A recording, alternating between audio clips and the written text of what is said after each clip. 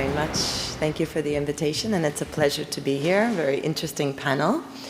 I'm just curious, are there any organizational psychologists in the audience?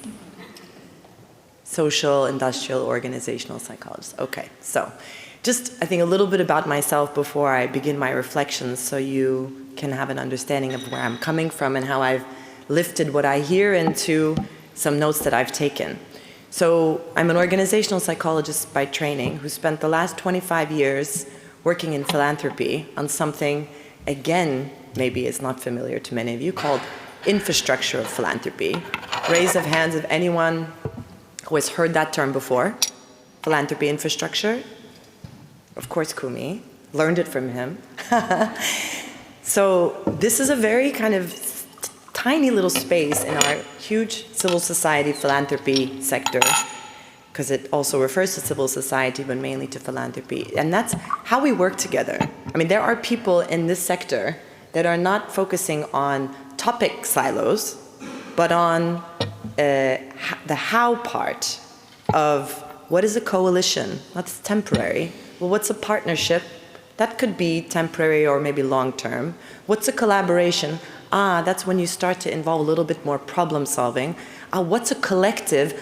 Then you have to have a neutral actor. And so what I mean to say is everything that we're listening to, aside from the subject, I think perhaps maybe that's why you wanted me here, is the how of this kind of work together and what that means for the future.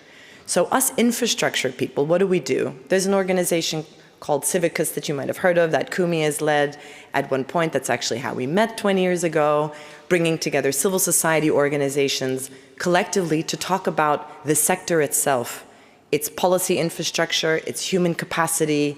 That is a subject in and of itself. There is an organization called WINGS, the Worldwide Initiative for Grantmaker Support. It's not a very good name, but it has become a very strong organization that brings together philanthropy organizations that in their own countries or regions or thematic areas like environment, climate, and so on, are looking at how philanthropies can work together better. And it's so easy to say, it seems, let's partner on this, let's collaborate on that. Fair enough. We know working together, I think at this point we know that working together is a good idea. But does working together really mean creating impact together? And how far along are we in the thinking about the difference between working together and creating impact together? And I've always been a big fan of this Ubuntu, philosophy of we go perhaps faster alone, but further together.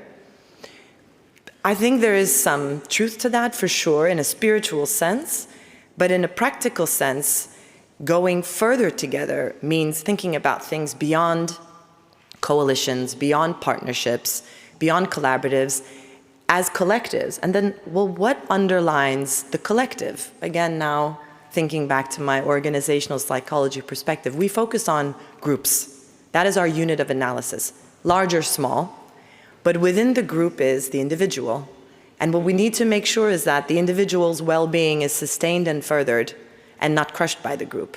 So when we're thinking about these topics of working together as individual institutions, how do we come to an alignment of shared measurement, of shared activity, of supportive activity, and not just the concept of working together, but the practice?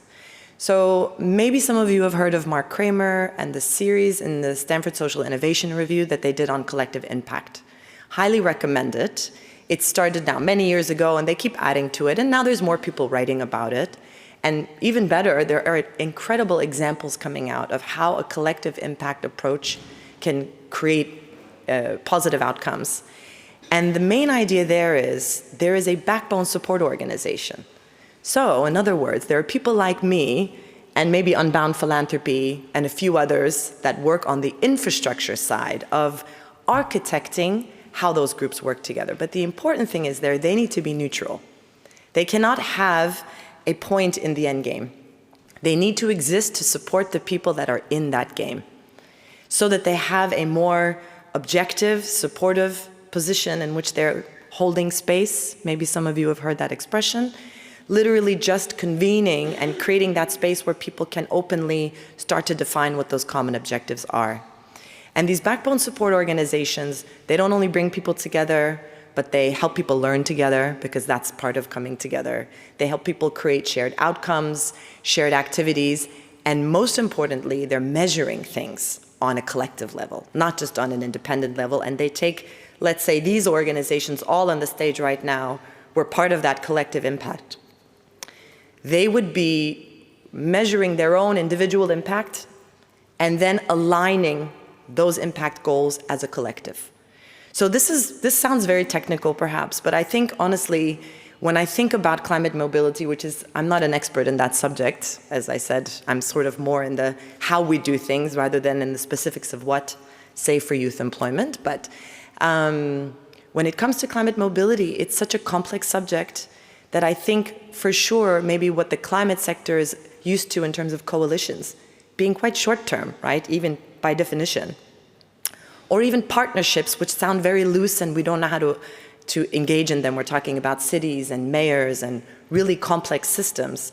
It sounds like a more complex approach will require a more collective approach. And that is the conclusion that I'm reaching listening to all of you, both in terms of subject, in terms of language. But I think maybe there'll be different parts of the work in the climate space that need different types of coming together and working together. But for the mobility aspect, given its both physical and human elements, it will probably mean bringing very different types of people together, and as such requiring spaces of people who know how to convene, who know how to create common outcomes that can be measured and that can communicate those things effectively. I would just like to finish by saying something about community. I don't know if many of you have had the pleasure of being part of something like the Bosch Fellowship, but we are very much a community. And now you have these youth fellows at the GCCM. I'm really hoping you'll see what a beautiful community that will be and actually continue to be in your lives. But I think the way that we look at communities when we're working, not being, homogeneous, not being this, not being that, I wonder how much we really look at communities in our own work. Do we really align around common values? So just do simple Googling, ChatGPT, whatever you want to use. But when you ask it what a partnership and what a coalition and what a collective or a collaborative is, but then you ask what a community is, you start to see it says it's about values, it's about assets, it's about things we believe in together. So I would also add to this collective impact that it's not all technical and rational. It is very much about heart and minds coming together as well. So thank you.